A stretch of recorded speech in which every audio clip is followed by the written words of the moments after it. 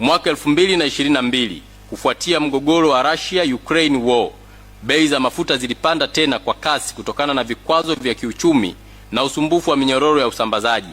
Katika kipindi hicho, Tanzania ilichukua hatua za muda mfupi za kutoa ruzuku kwa baadhi ya bidhaa za mafuta ili kupunguza athari kwa wananchi wake, huku ikiendelea kuisimamia upatikanaji wa mafuta na kupitia mifumo iliyopo. Hii ndio mfano ambao nilitolea kwamba serikali ilitoa zaidi ya bilioni 100 katika mwaka 2022 kwa miezi zaidi ya 6 ili kupunguza gharama hizo.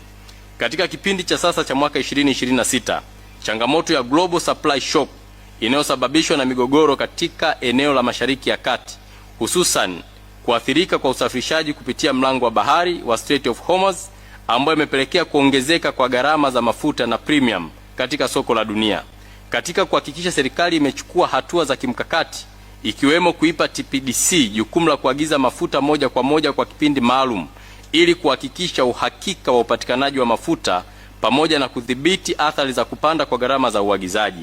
Hata hivyo, hatua hii pekee haitoshi. Athari za sasa ni kubwa zaidi kuliko vipindi hivyo vyote, na hivyo ni muhimu sasa kwa serikali kuona umuhimu wa kutoa ruzuku kwa utaratibu kama iliyofanya mwaka 2022. Na kwa kuwa sisi ni Chama cha Mapinduzi ambacho kinasimamia serikali, tumeshauri kuangalia na kuona serikali kwa namna gani itaweza kuangalia mpango wa kutoa ruzuku ili kuweza kidogo kupunguza gharama hizi za mafuta kama ambavyo Mheshimiwa Rais alifanya mwaka 2022.